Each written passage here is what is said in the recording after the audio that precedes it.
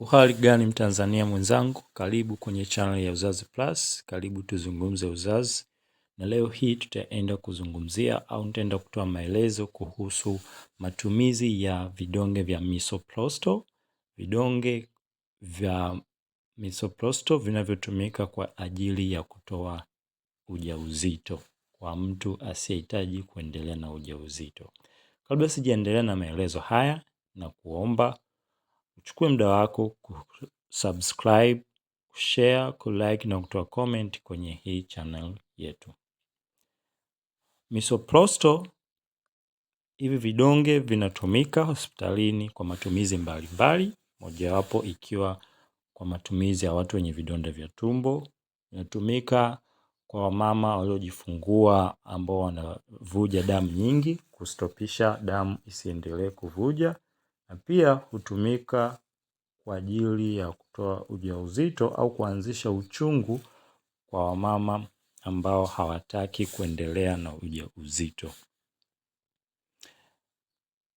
Kwa leo mimi nitazungumzia matumizi ya Misoprostol kwa ajili ya kutoa ujauzito. Dozi ya Misoprostol kwa ajili ya kutoa ujauzito ni microgram 800 na kidonge kimoja kina microgram 200. Maana yake nini? Maana hii inamaanisha kwamba dozi ambayo inatakiwa ili ujauzito uweze kutoka au kutoendelea kwa ujauzito ni microgram 800. Kwa hiyo mtumiaji anatakiwa atumie vidonge 4 ili aweze kutoa ujauzito. Hivi vidonge vinatumikaje? Hivi vidonge vinatumika viwili chini ya ulimi na viwili chini ya uke kwa wakati mmoja. Misoprostol haitakiwi kumezwa. Misoprostol inatakiwa iwekwe kwenye mucous membrane kwa ajili ya slow absorption. Na mucous membrane katika mwili wa binadamu ipo kwenye chini ya ulimi, ndani ya uke au ndani ya haja kubwa. Kwa hiyo njia pekee ambazo unaweza kuzitumia ni kuchukua vidonge viwili na kuviweka chini ya ulimi na kuacha viyeyuke kabisa. Unaviacha vinayeyuka ndo unameza yale mate, au unaviacha kabisa vinayeyuka. Alafu vingine viwili unaviweka chini ndani kabisa ya uke, karibia kwenye cervix. Unachukua vidonge hivi unaviweka ndani mwisho kabisa ya uke, vidole vitakapogota. Sasa kuna baadhi ya brands ambao unakuta kuna Misoprostol 4 kama nilivyosema, au unakuta zingine ziko 5. Ambao unakuta ziko 5, unakuta zingine kimoja kipo katikati, vidonge vingine 4 vimezunguka kile kimoja. Hii inamaanisha kwamba kile cha katikati sio Misoprostol, kinaitwa mifeprostone, ambacho chenyewe ni homoni ambayo inaenda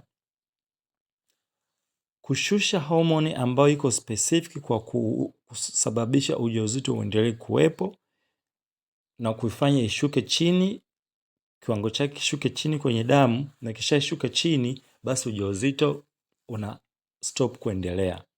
Kwa hiyo hiki kidonge cha katikati chenyewe unakimeza kama kawaida. Alafu kisha maliza kumeza, unachukua vidonge viwili unaweka chini ya ulimi na kuviacha viyeyuke. Alafu baadaye utameza yale mate, na vingine vilivyobaki unaviweka ndani kabisa ya uke karibia na cervix. Baada ya kufanya hivyo, muda mchache utaona tumbo linakuuma na utaanza kubleed. Utakapoacha kubleed, sasa inaweza kuchukua muda zaidi hata wiki moja au ndani ya wiki moja, lakini kama utableed damu nyingi zaidi ya siku 7, damu nyingi haipungui zaidi ya siku 7, moja kwa moja uende hospitali, jielezee kwamba nimefanya hiki na hiki na damu kutoka. Lakini we expect ndani ya siku 7 damu imeshaisha. Damu ikishaisha, ukichukua kipimo cha mkojo kupima ujauzito kitaonyesha bado mjamzito, kwa sababu hiyo hormone bado itakuwa ndani ya mkojo.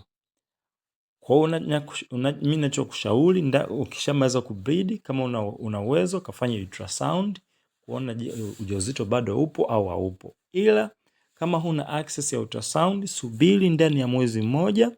Ukishaisha mwezi mmoja ndio uchukue kipimo cha mkojo kuangalia kama ujauzito kama bado upo au haupo. Lakini kama utableed damu nyingi, inamaanisha kabisa ujauzito hauwezi kuendelea kuwepo. Hayo ndo maelezo ya jinsi ya kutumia vidonge vya Misoprostol, na kushukuru kwa muda wako. Kama nilivyokuomba mwanzoni, subscribe, share na toa comment kuhusu hii video. Kwa maswali mengi zaidi kuhusu uzazi, unakaribishwa katika page yangu ya Instagram Uzazi Plus. Unaweza kutoa swali lolote lile na naweza nikakujibu nikishaona message yako. Asanteni sana.